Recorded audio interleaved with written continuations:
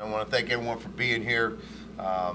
Just going back after the UConn game, just watching the film, I thought our team played and displayed a lot of heart and fight for 4 quarters. I know I made that comment after the game. I was glad to hear that their coach recognized the same thing. Coach Pasqualoni was very complimentary of our ball club.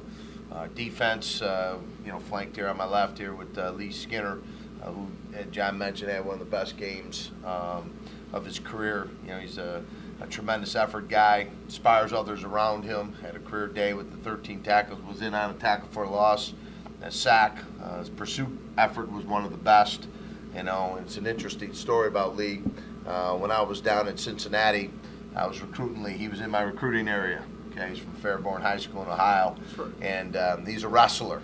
Okay, so when I was watching him compete, he was in the same qualifying state tournament as my son, and at that time, becoming the head football coach at UB, I was still interested in a few more guys to sign in that class, and we signed actually Lee after that, and and those relationships, and it's just kind of interesting how we bring players into certain programs, and this particular one is I'm awfully proud of him for the work he's done. Love his competitive spirit, and he was named the UB Student Athlete of the Week.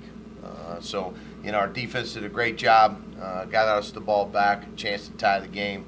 The other guy that really tore it up was Khalil Mack. Khalil was named MAC East Defensive Player of the Week for his efforts. He broke a school record for forced fumbles. He's racked up a lot of TFLs. He's ranked as one of the top, the number 1 guy in TFLs in the nation, one of the top in sacks. Matter of fact, our defense has got 17 total sacks on the year, which exceeds one more than we had in terms of the whole year last year. So I really feel good about that. Offensively, Brandon Murray did a tremendous job. He was the first UB player to have 50 yards rushing, 50 yards receiving, and 50 yards in return yards, which speaks volumes. He had a big, play in that game that really turned things around, got us some momentum. Brandon Murray was a non-scholarship guy, and when he first came in here, and he spent a lot of time on scout team demo, as we call it, and he got noticed, and I put him in the game 2 years ago. And last year he became the Special Teams Player of the Year, and then just to see him in a backup role at the running back position for Brandon Oliver, just shows what hard work and determination and sticking with the plan and being a great team player, and he was rewarded for his hard work and effort, and it's a great example. UConn was 5th in the country, in stopping the rush, and we were able to get 141 yards on them. Things that are holding us back offensively is turnovers. We know that on both sides of the ball. Turning the ball over too much, and we're not taking it away. Our pass completion percentage, efficiency is not where it needs to be, and we've been in too many third down situations where we have not been able to convert.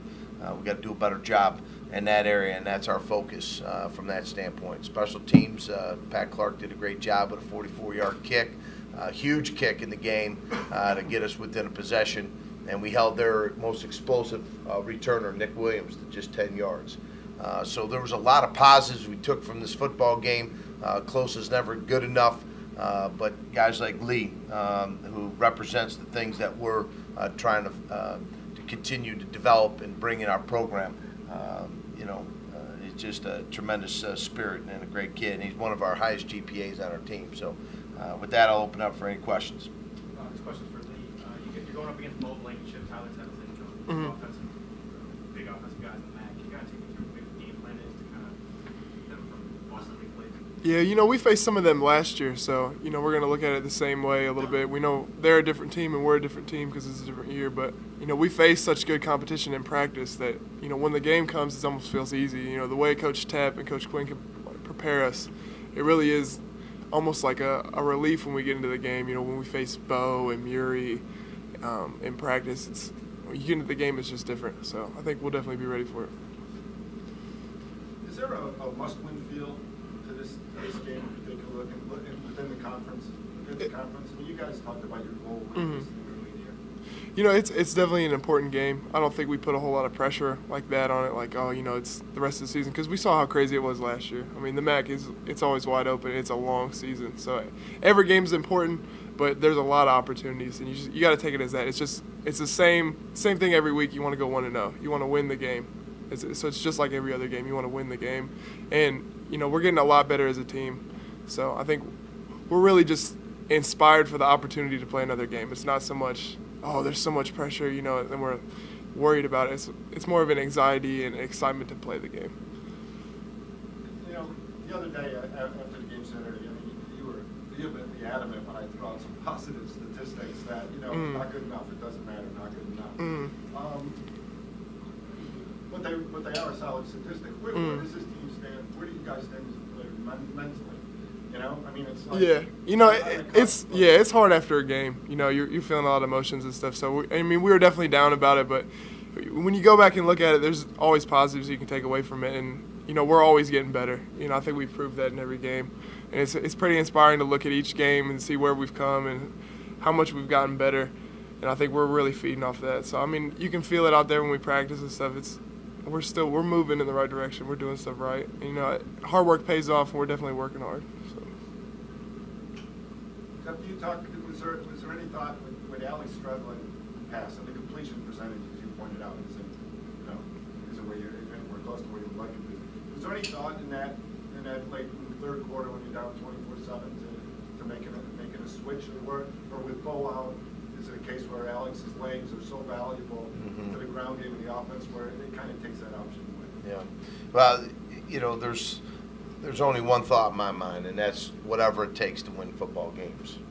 Whether it's schemes, whether it's personnel, whether it's calls, and we did a lot of things in that game that I think our kids really, were inspired, and to keep that. We've got a lot of history between these two teams, and it's probably the closest we've ever been to UConn, and Zordich gave us that opportunity, okay, just like a lot of guys did, and I know nobody works harder than him, nobody is more adamant and more determined than Zordich. He wants to get it right, and I think our team recognizes that and his value from that standpoint. But at that time I wasn't.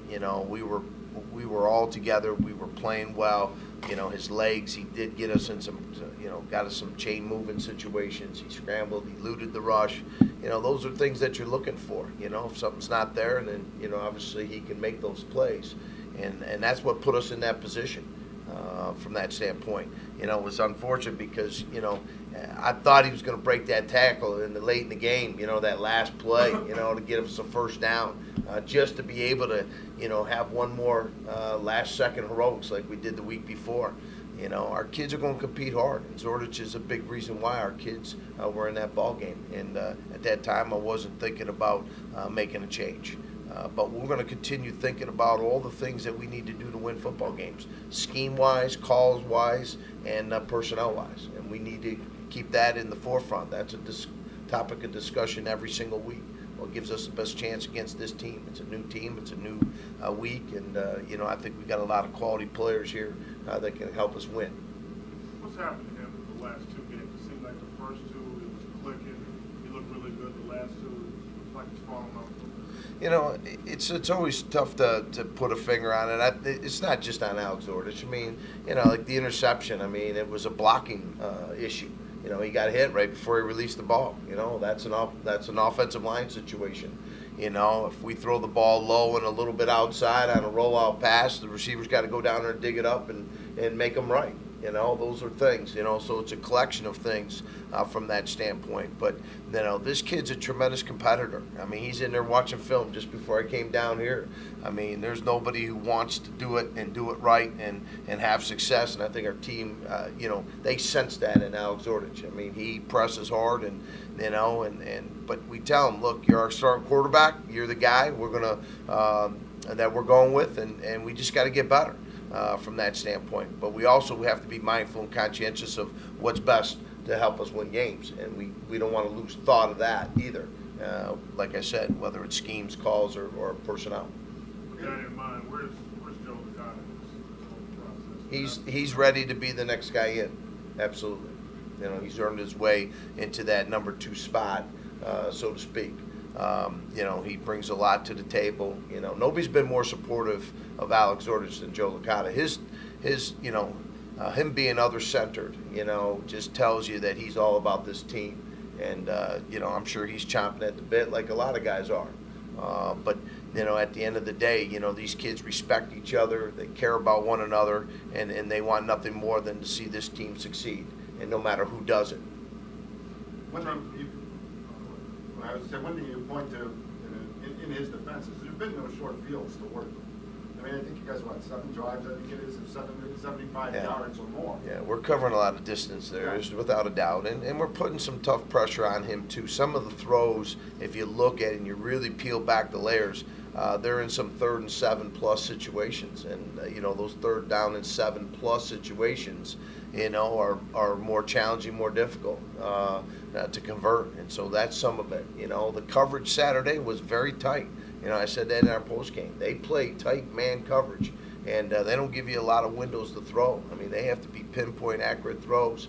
You know, and that was some of the positives too, is that Zordich was able to, you know, to make up for that from that standpoint. But you know, it's, you know, these are our kids. These are our, you know, Zordich, Joe Licata, Tony Daniel. You know, our offense, our defense, our special teams.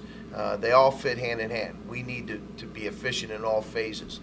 We got to stay out of 3rd and long situations, without a doubt. And that's something that we got to do a better job of moving the chains on 1st and 2nd down, so we're not putting them in those situations. And we need better field position.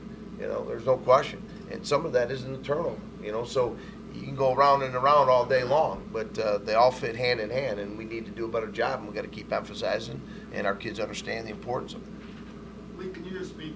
I imagine there's a little bit of frustration in just that turnover. Yeah, definitely. You know, not just not happening. Yeah, definitely. I got to take advantage of that. That was something I just missed out on. So, you know, it's definitely frustrating. I mean, I'm glad I was there, but that's not good enough to just be there. So, I mean, that's definitely something I got to do, and something we definitely got to do better as a defense. Can you talk a little bit about what kind of runner Blankenship is? What you've seen on the tape? He's north and south. You know, he's a north and south guy. You know, they've got a nice little tandem back there with Tettleton, their quarterback, who, you know, I had a chance to visit with him at the Touchdown Club of Columbus. He was honored as one of the top MAC players to watch. You know, this guy's the top, most efficient quarterback. I mean, he's got 9 touchdowns and no interceptions. You know, and that says a lot. He distributes the ball.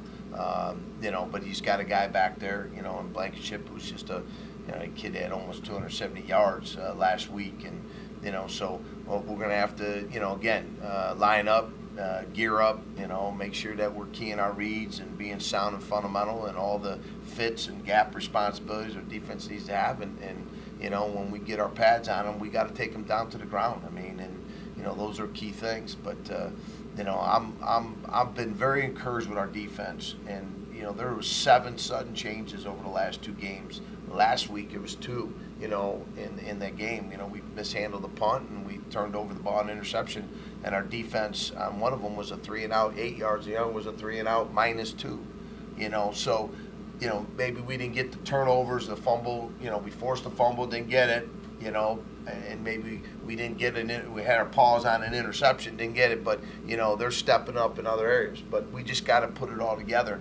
And we're going to have to do our job in terms of holding number 22 Blankenship in check, because he's a really solid football player. And they got good schemes, too. You know, it's going to be a great challenge for our defense. What are your takeaways on defense? How does it hasn't come this year? How does one work on any takeaways? Well, it's attitude, number one, and they have it. You know, we work on it every day. You know, it's being communicated. You know, we spend a lot of time in drills. We do it in demo squad periods. We do it in 11-on-11. We do it 9-on-7. I mean, you see it out there. You know, it's like anything. You just got to keep pressing the positives of why we have to continue being mindful in those moments. You know, if we got one guy wrapping them the ball carrier up, the other guy's got to go and get the ball. You know, and when the ball's in the air, we have to compete for it. in the air. We got to be in the right position, and we have guys systematically and schematically, scheme-wise, in that position. We just got to execute it, and we throw plenty of passes to our linebackers. I know that, but there's those quick split-second moments in the game when those opportunities present themselves. We just got to be opportunistic, and we just got to be positive about it. There's no question this was not the direction that I would have expected our turnover takeaway to be at this point. But what can you do? You got to change that, and the only way you can do that is take advantage of it this week, and just stay locked in, for 4 quarters, and they'll start to come, and we see that each and every week. Teams that are in that, they're in a plus 11, so they're doing a great job taking care of the ball and taking it away. We obviously, have to get that going in our direction, and I believe our kids understand that, and our coaches are coaching it, and it'll happen. So, Lee, are you catching those passes? I'm going to try to. I'm going to try to. He catches passes. Trust me. He knows how to catch the ball. Okay? It wasn't perfectly thrown in his hands. He had to reach for it a little bit. So it would have been a great play, and he's a great player, and he'll get those, and I'm confident in that. Coach, 9 for 9 in the red zone, 8 touchdowns. Just got to get into the red zone. You have been efficient. I think Bob brought it up best.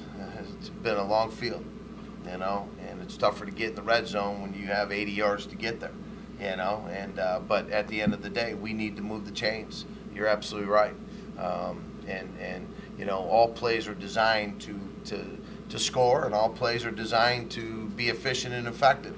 And we all know that it's a combination. In this game, it's execution, it's players, it's coaching, it's calls, it's practice, it's what's going on between your ears, and maintaining that positive approach. We're going to continue building guys up so they can get that feeling that they can take the ball. We saw it against Georgia. I mean, what a 94-yard drive. I mean, it's not whether we have it in us or not. It all has to click and come together. And we need to get in that red zone. You're absolutely right. But when we have been in there, not enough right now to our liking, we have been very efficient, and that's a good thing. Jeff, what were you able to glean from the game against UMass? Why was UMass so successful in the ball against them? I'm sorry. UMass? Yeah. Oh, over Ohio? Yeah. They did a good job of throwing the ball. They spread them out, and the quarterbacks and receivers did a good job in terms of throwing and catching. Again, watching the game, both sides of the ball were competing, and that's the difference in this league. There's, from top to bottom, it's a very competitive league. You see it every year. It's wide open, so you can't ever underestimate. I don't think OU did. They got a veteran group of guys.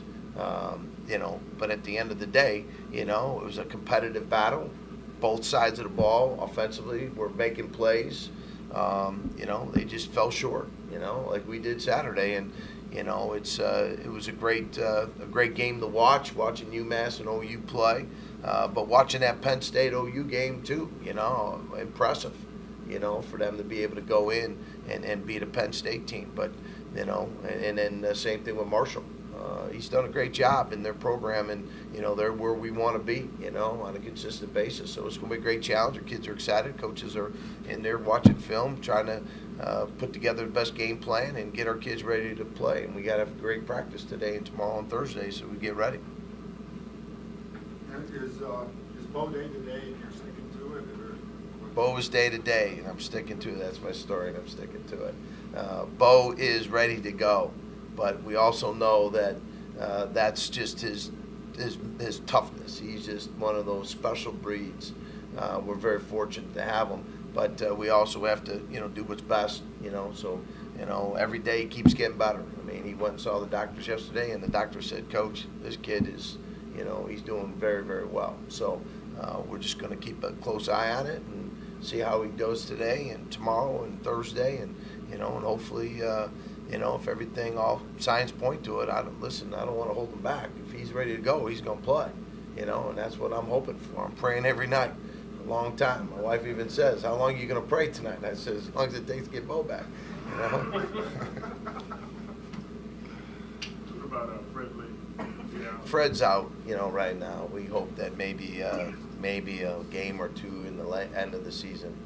Yeah, maybe, you know. His hand injury is something that you can't jar it. You can't. He's a receiver, you know, and it's tough.